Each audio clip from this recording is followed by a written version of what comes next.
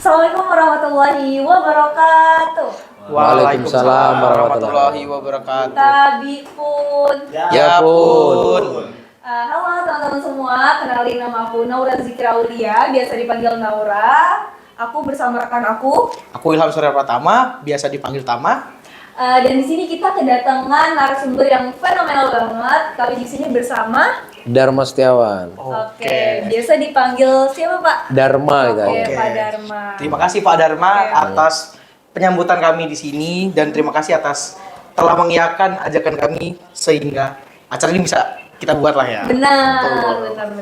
Oke, jadi di sini kita mau berbincang-bincang lah sedikit sama Pak Dharma. Sedikit banyak lah. Kayaknya nggak etis kalau misalkan saya bilang sedikit karena bakal banyak.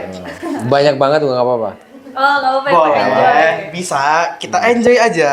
Jadi di sini karena kami ada tugas ataupun juga penelitian di sini saya selaku perwakilan dari kelompok ataupun dari tim kami ingin bertanya satu dua hal terkait tentang Bapak dan juga Pasar Payungi serta kegiatan-kegiatan yang telah terjadi di sini, Pak. Gitu. Oke. Mungkin langsung aja ke pertanyaan pertama ya, Pak ya. Kita masuk ke pembahasan pertama yaitu tentang budaya, literasi dan pendidikan, Pak. Oke. Di sini kami perhatikan ada banyak pojok baca. Kayak seperti tadi di belakang dan di sebelah sini juga itu ada beberapa pojok baca dan banyak juga bacaan-bacaan yang sangat-sangat interaktif. Kemudian juga ada kegiatan diskusi di setiap minggunya yang kami temui ketika melihat Instagram ataupun website-website dari Payungi sendiri. Bahkan kelas-kelas kreatif itu ada juga kan berarti di sini. Bapak itu bagaimana bisa mencetuskan ataupun kick off acara-acara ataupun ide-ide gila seperti ini, Pak? Awal mula Payungi kita kan hanya kulineran ya. Tapi kita percaya bahwa ini bukan tentang pasar kuliner gitu. Ini tentang pertumbuhan manusia. Jadi peningkatan kualitas manusia juga bisa kita sebut ya. Bagaimana dalam kehidupan masyarakat kita itu ada ruang satu ya, ruang kedua dan ruang ketiga. Kalau ruang pertama itu kita kan ada rumah ya, rumah kita gitu. Ruang kedua adalah pekerjaan. Mungkin kalau teman-teman tuh kampus gitu. Betul. Nah, kalau ruang ketiga itu kita bisa dikatakan dia sebagai sebuah space komunitas. Wadah. Atau kemudian ruang di mana teman-teman bisa mengembangkan aktualisasi bersama orang banyak. Dan Payungi menempatkan jadi ruang ketiga. Nah, ruang ketiga kan bukan hanya tentang oh Anda datang hanya sekedar mau makan, ya boleh, bisa saja gitu. Tapi kemudian kami berpikir kalau kita ada perpustakaan, sepertinya asik. Kalau kita ada tempat ngopinya, tapi kita bisa bahas buku, sepertinya juga keren. Kemudian mungkin ada komunitas melukis, ya.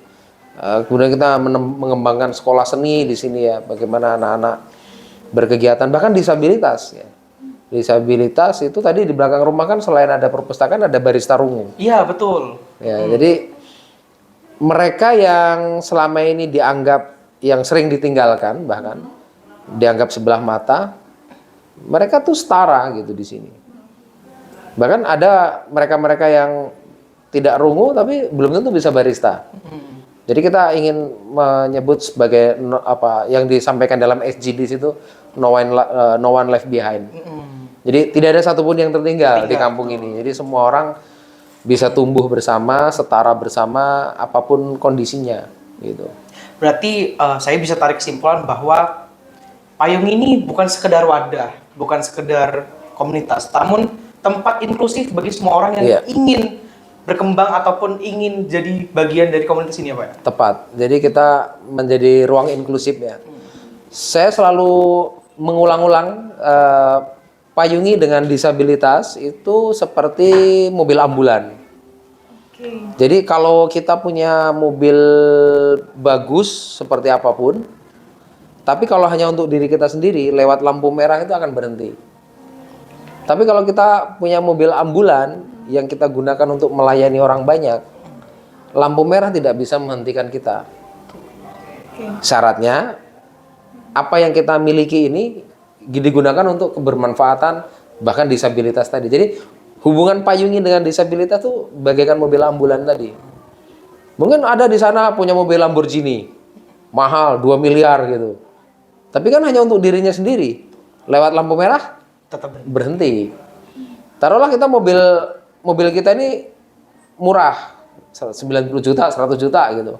Tapi kalau ada sirine dan mobil ini sedang bawa orang sakit, lampu merah aja kita terabas. Nah, kita dengan teman-teman disabilitas, tunarungu, tunanetra, cerebral palsy, mikrosepalus yang kepalanya kecil itu, herbal Hidrosepalus yang gitu. Itu kita sebagai kawan, ya autis, Down syndrome gitu. Jadi kita sebagai teman perjalanan lah.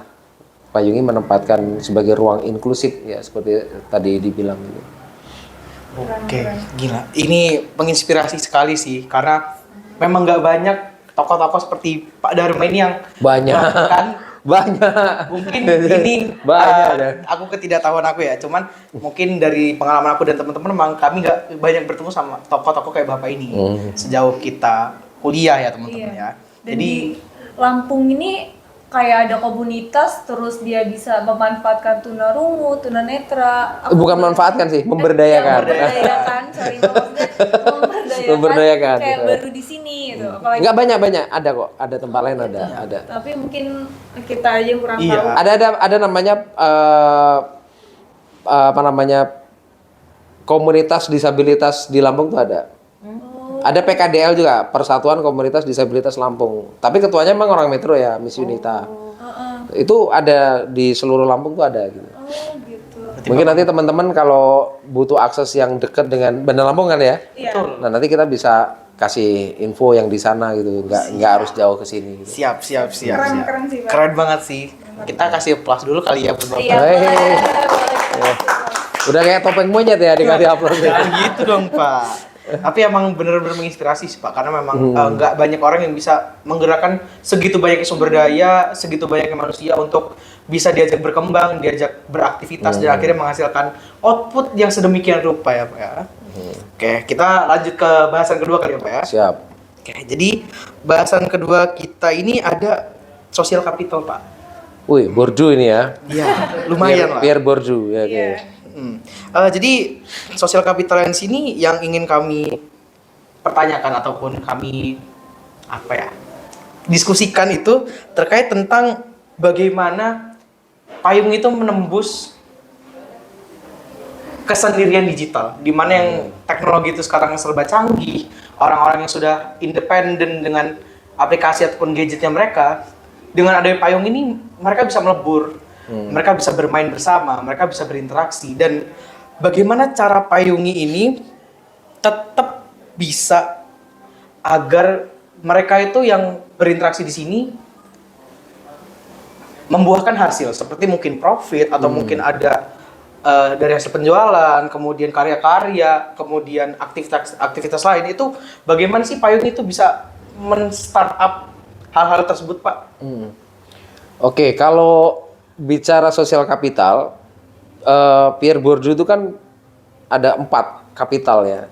1 kapital ekonomi, 2 kapital budaya, 2 kapital simbolik, kemudian jadi kapital sosial. Ya. Jadi modal sosial ini satu kapital yang dibahas gitu.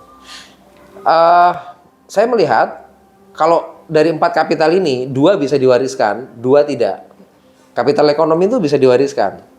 Jadi kalau Mbak Naura ini anaknya Pak Jokowi gitu. Amin. Ya, suaminya Gubernur Sumatera Utara. Gitu. Kan gitu. Waduh, Ya, itu teman-teman. punya duit, istilahnya kan punya duit kan kapital. Kemudian kalau kapital simbolik ya tadi anaknya Pak Jokowi gitu. Tapi kalau kapital budaya itu kan sebuah pendisiplinan kita. Ya, bagaimana kita memeluk nilai-nilai itu ya. Kemudian kita bisa menjadikan itu sebagai culture ya kita. Dari mulai behavior kita berubah, habit kita berubah, kemudian jadi culture. Jadi pembudayaan masyarakat seperti ini kan seperti sebuah ekosistem kapital budaya. Oh, orang bangun pagi untuk jualan kuliner. Oh, gotong royong Sabtu. Oh, pertemuan malam Kamis. Tapi kalau kapital sosial tadi, modal sosial itu adalah bagaimana tindakan-tindakan sosial dari setiap individu kita kemudian berdampak pada kolektivitas kita juga. Nah, sialnya kalau empat-empatnya ini bisa dimiliki satu orang. Pak AHY misal, ya kan, anaknya PSBY, ya kan, kaya, ganteng kayak PSBY, secara simbolnya kayak tentara, sebagai tentara dia simbolnya, ya namanya simbolnya anaknya Pak SBY kan juga bisa dapat cipratannya kan gitu. Kemudian secara budaya dia bangun pagi, lari, rajin, ya kan, nggak kayak kita ini kan badannya gitu kan, Bisa ya kan, aja, Bapak. iya, itu kelihatan bahwa dia disiplin itu budaya. Sosial apalagi ngomongnya Pak AHY itu kan Bagus. wah bagus kan, tertib, mainnya gini kayak bapaknya juga kan, cara mempengaruhi orang gitu. Gerak tangan, Nah, gerak badan. Betul, nah sosial kapital yang dimiliki Pak Yuni adalah tindakan-tindakan kecil, orang-orang kecil yang yakin bahwa kebersamaan ini, kesabaran ini, kegotong royongan ini kelak membuahkan hasil. Oke. Jadi perjalanan sosial kapital Pak Yuni dipengaruhi oleh setiap individunya, dia kata-katanya, perilakunya, ya itu bisa berdampak, berdampak sosial ya. Nah, modal sosial ini kemudian berkumpul. Modal berkumpul. Tentu kita tidak hanya menggunakan variabel sosial kapital kan ya. Tapi di luar itu bagaimana saya pribadi juga harus bisa ngasih contoh. Jadi individu saya juga harus bisa ngasih teladan. Kalau saya sebagai penggerak di sini, sebagai founder di Payungi, sejak awal saya tidak bisa ngasih teladan, maka saya juga tidak dipercaya. Misal saya di sini jarkoni ya, bisa ujar nggak bisa ngelakoni gitu. Ya kan? Ya hanya bisa ngomong tok gitu. Orang juga nggak akan percaya. Jadi saya dan teman-teman aktivis dan warga di sini sekuat mungkin, sebisa mungkin bisa menyampaikan sesuatu, bisa mempengaruhi orang banyak. Bahwa gagasan baik ini juga kelak akan diterima, kemudian syukur-syukur bisa direplikasi oleh orang-orang yang terinspirasi gitu. Saya kira itu. Berarti ini aku mau ngutip omongan dari Pak Jokowi. Wah. We walk the talk, not only talk the talk lah Bapak ini berarti. Karena memang dari statement yang Bapak kasih tadi, apa ya, berarti memang Bapak ini selaku penggerak itu nggak mau cuma ngomong doang. Kita sebisa mungkin harus bisa melakukan sesuatu yang nanti outputnya bisa menginfluence ataupun memberikan dampak yang besar bagi masyarakat sekitar ataupun masyarakat luar ya Pak. Betul kan? Iya benar. Intermezzo aja. Intermezzo. Tapi malah asik ngobrol kayak gini ya. Iya, benar.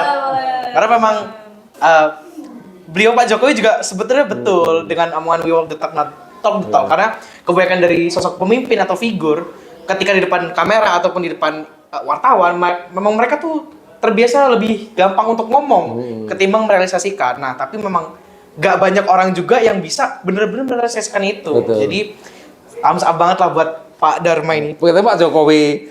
Enggak, karena kan Pak Jokowi kan saya ngutip doang, Pak. Memang pria Solo itu susah dilawan ya. Bener.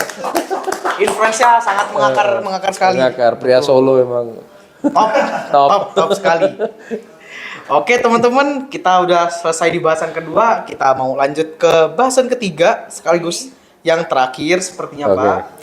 Oke. Ada tambahan dikit sih sebenarnya. Oh ada. Boleh. Apa tuh? Jadi, Boleh. Pak, kan kita tuh ngeliat websitenya Payungi nih Pak, kan banyak banget gerakan-gerakannya.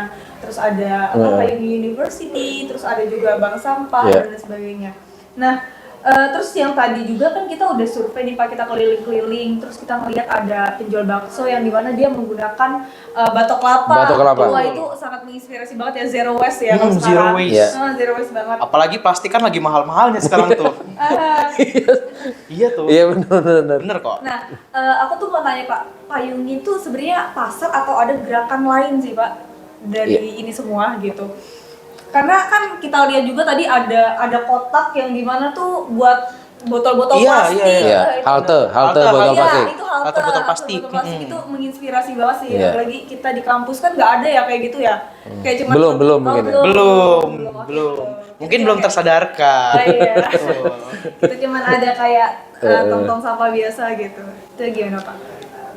Belum lama ini kita kedatangan Mbak Holly Sijabat namanya. Itu mahasiswa University of Sydney.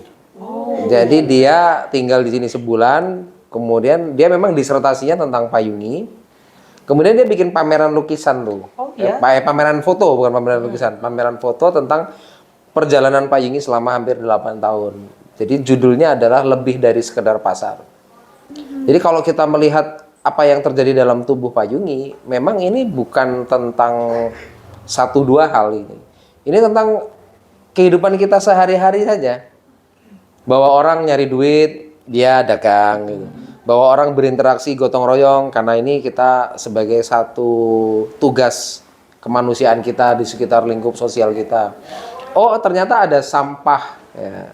Tentu ini kan juga mekanisme gotong royong juga harus dipikirkan kan. Oh, sampah bisa diselesaikan dengan kegotong royongan. Nah, konsep halte botol plastik itu kami berupaya bagaimana bahwa botol plastik itu bukan sampah. Kan sejauh ini orang ngomong itu kan sampah. Iya. Betul. Nah, dalam kosakata rimba sampah itu kita ingin menarik itu bukan sampah, itu adalah botol plastik. Nah, makanya kemudian kita bikin namanya halte. Idealnya, karena ini satu kampung kecil, idealnya setelah halte itu terminal. Setelah terminal pelabuhan. Jadi kita meminjam ilmu transportasi. Andai kan di satu RT begini kita ada 7 halte ini, kan? Berarti dalam satu RW minimal ada satu pelabuhan. Kan satu RW itu 3 RT. Jadi nanti sampah ini idealnya harus dikasihkan ke RW. Nah, RW ini ada 15 sekelurahannya Somulya ini. Berarti nanti di sana ada pelabuhan. Oh, akan naik ke tingkat yang lebih lanjut berarti. Iya, jadi kalau ada kanal-kanal seperti itu, ada ruang-ruang seperti itu, ada halte, ada terminal, ada pelabuhan, ya berarti itu udah perjalanan. Perjalanan botol plastik. Bisa jadi kita menempatkan jelantah juga sama. Jelantah mungkin meminjam ilmu apa lagi? Mungkin ada stasiun. Stasiun jelantah. Jadi dibuat asik aja kita kayak gitu. Meskipun prakteknya kan nggak mudah. Ada juga pengunjung nggak bisa bedain mana yang untuk organik, mana yang semua taruh situ ada. Ya kita tahu kualitas pendidikan orang Indonesia kan. Iya, benar. Betul. Tapi nggak apa-apa. Yang penting payungi sudah memberikan edukasi. Saya yang kadang keren tuh orang tua ngajak anaknya, kemudian botol plastik itu disuruh ngelempar.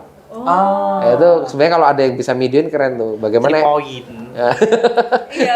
Ya, jadi anak kecil ternyata juga bisa diedukasi. Oh, itu loh ada halte botol plastik. Gitu. Kadang yang tua-tua yang susah ngerokok sembarangan, ada balita ngerokok. Iya, Gitu. Iya. benar. Ini yang menurut saya kita semua harus mawas ya terhadap hal-hal yang konsepnya kampung ini yang diurus tuh macam-macam. Ibarat kita ngurus negara, ini bikin dinas pasar ya kan. Ada yang dinas lingkungan hidup. Ya, tadi lingkungan hidup terus saja kan. Mungkin ada yang dinas pertamanan, taman, bikin tempat taman-taman. Dinas infrastruktur PU, bagaimana apa ruang-ruang pembangunan payungi dibuat bagus. Kayak tempat ini dulu kandang ayam. Kita bangun, kita bagusin, kasih ruang AC, bisa untuk nongkrong, ruang lukisan. Di situ dulu Tobong Bata aktif. Tempat ngopi ini dulu bikin bata. Kemudian Bu Tri berhenti bikin bata, kemudian kita jadiin tempat ngopi. Nah, ini perjalanan dan karena nggak punya duit kita masangnya pakai keramik bekas.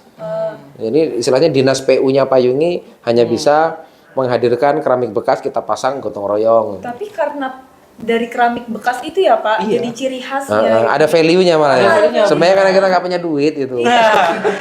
Bisa ya dari yang Tapi dari itu biasanya tuh tahu. dari yang ide-ide yang kayak gitu ya kayak keterbatasan tempat, keterbatasan ruangan ataupun keterbatasan ekonomi, justru dari situ yang biasanya Jadi kreatif. kreatifnya itu Orang muncul. lain. Bener karena pengunjung. emang biasanya pelaku kreatif itu kebanyakan kalangan menengah ke bawah. Sayangnya sekali. Oke. Iya. Sayang sekali. Namun ya mungkin kurangnya kesadaran kolektif kali ya Pak ya. Iya. Karena jujur saja masyarakat Indonesia ini kesadaran kolektifnya sangat kecil. Sangat kecil. Sangat Sangat rendah. prihatin sekali, betul. Sangat rendah. Aku ada mau tanya juga sih Pak. Ini mungkin curiosity doang. Cuman aku perhatiin tadi selama aku tadi belanja dari pagi sampai jam tutupnya tadi, aku ngeliat kebanyakan vendor di sini tuh isinya tuh perempuan Pak. Oh iya. Hampir kayak sekitar 70% malah. kayak setiap aku datang jajan ketemu ibu-ibu atau enggak mbak-mbak atau enggak adik-adik cewek atau kadang ada mbak-mbaknya juga. Cewek juga tapi Iya bapaknya. cewek juga benar. Kebanyakan memang cewek. Dari sekian banyak vendor yang tadi saya datengin, apakah di situ Pak ini ada maksud khusus Iya. terkait tentang kenapa vendor ini kebanyakan wanita? Iya. Kenapa peran laki-laki di sini tuh terkesan minim walaupun memang ada dan hadir? Apakah itu salah satu taktis strategi dari Payung ini dalam menjalankan bisnisnya atau mungkin sekedar pemberdayaan perempuan saja? Gitu, Pak. Mungkin sama sih. Kalau kita lihat jumlah laki-laki dan perempuan di Indonesia itu sama. Lihat BPS data itu menunjukkan sama. Tapi kalau kita lihat ruang kelas kita, kebanyakan kan perempuan. Jadi kehadiran perempuan dalam ruang pendidikan itu sekarang maksimal ya, sangat tinggi. Sedangkan laki-laki itu rendah ya, tingkat ketertarikan pada perkuliahan ya, untuk melanjutkan ke perguruan tinggi gitu. Nah di Payungi ini memang awal mula kita memberdayakan ibu-ibu. Tapi pertanyaannya apakah bapak-bapaknya nggak ada? Ada. Yang tukang parkir nggak ada laki-laki itu, nggak ada perempuan, bro. Tukang parkir itu semua laki-laki itu. Jadi ada pekerjaan-pekerjaan kalau nganter barang yang berat-berat, kalau pagi subuh ke sini itu rata-rata laki-laki itu. Bawa angkong, bawa gerobak untuk naruh dagangan gitu, nanti pulang gitu. Memang ada pembagian tugas ya. Jadi kita di sini ada kesetaraan ya. Bagaimana laki-laki dan perempuan itu sama. Nah, kebetulan juga almarhumah ini di lukisan ini almarhumah istri saya. Dia membuat namanya Women and Environment Studies. Jadi Women and Environment Studies ini sebuah konsep bagaimana perempuan ada dan berdaya dan mereka peduli pada lingkungan. Menteri Pemberdayaan Perempuan pernah datang ke sini. Kemudian Bintang Puspayoga yang zaman Pak Jokowi ya. Oh iya. Zaman Pak Pria Solo tadi ya. Kalau yang menteri yang sekarang belum ke sini. Kemudian kita juga kemarin ada pidato perempuan Bu Nani Zulminarni, Direktur Asoka Asia Tenggara. Itu datang ke sini, koleganya almarhumah juga. Kemudian kita beberapa kali juga ada kegiatan sekolah penggerak perempuan, pendampingan perempuan melalui WES tadi ya, Women and Environment Studies. Ada Sunday Reading, itu juga relawannya para perempuan-perempuan. Tapi kita tidak ingin menempatkan disparitas antara laki-laki dan perempuan ya. Kita ingin menunjukkan bahwa perempuan itu bukan hanya konco wingking. Oke. Ya, perempuan itu bukan hanya tentang sumur, kasur, dan dapur. Tapi perempuan ada dan berdaya. Itu yang menjadi tagline waktu Bu Menteri datang itu. Dan di sini perempuan ya belajar menulis, belajar berdagang ya, kemudian mereka tumbuh bersama laki-laki dan ternyata dalam perjalanan panjangnya yang datang-datang juga melihat bahwa Payung itu ruang ramah perempuan.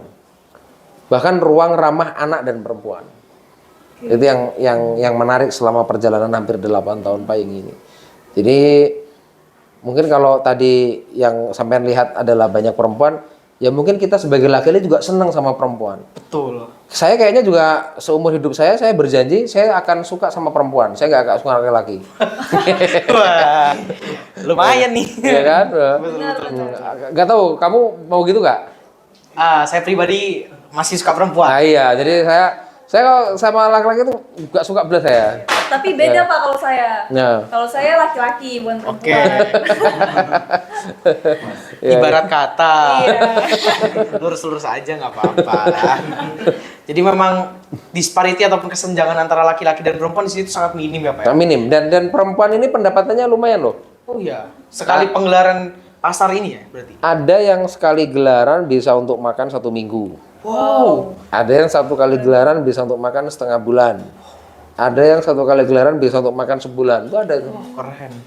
Kebanyakan kan orang berdagang 1 hari biasanya cuma buat muter modal lagi untuk berdagang esok harinya kan. Tapi pedagang-pedagang di sini tuh sangat-sangat keren sih kalau misalkan sampai profit ataupun pendapatan mereka tuh bisa diputar jadi modal lagi untuk di minggu berikutnya dan untuk kehidupan mereka sehari-hari Pak ya. Iya. Keren sih. Benar.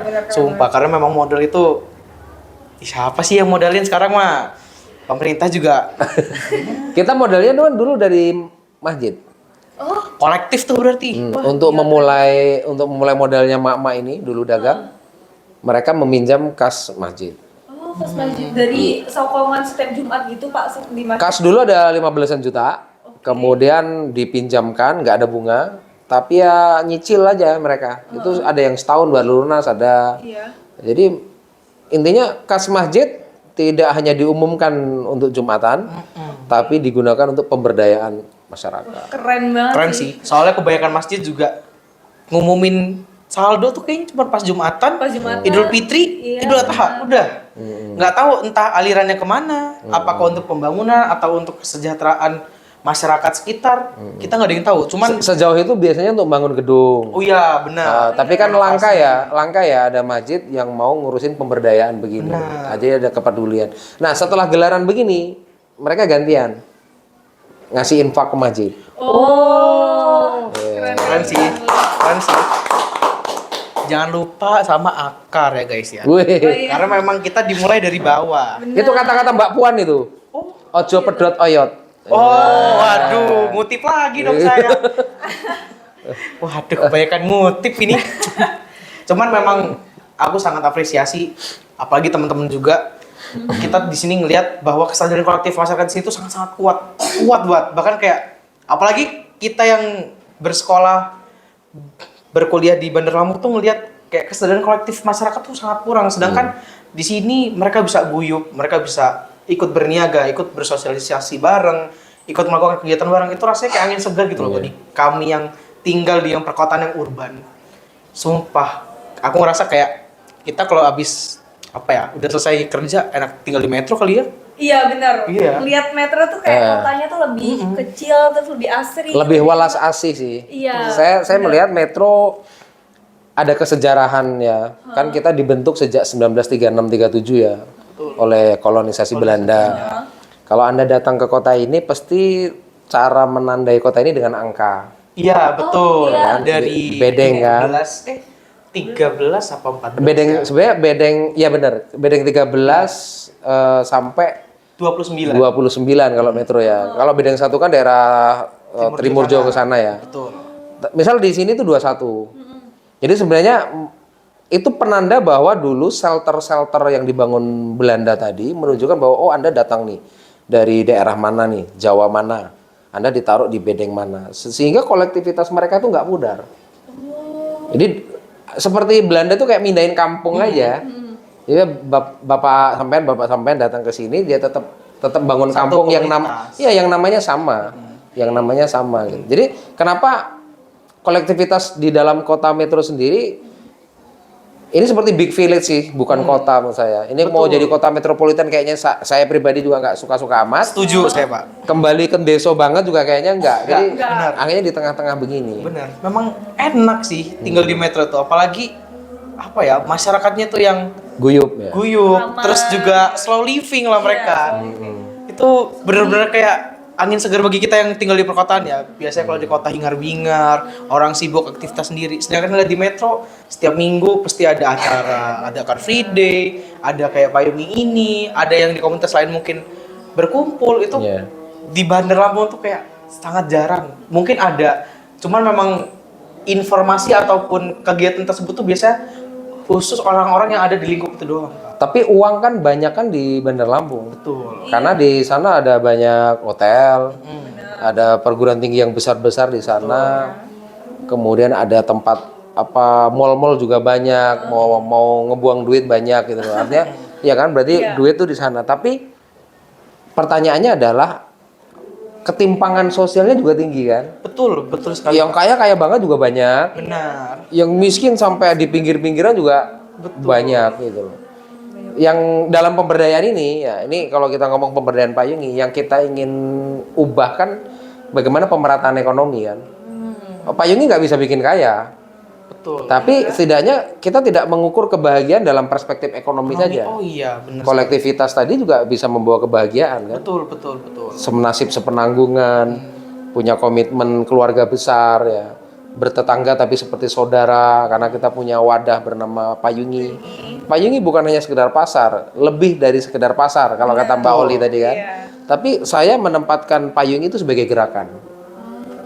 Ya, payung itu sebagai gerakan. Tadi yang udah Bapak notice kayak SGDs, No One Leave Behind. No one left behind. Ini kalau ngobrol sama anak HI memang enak ya saya serius.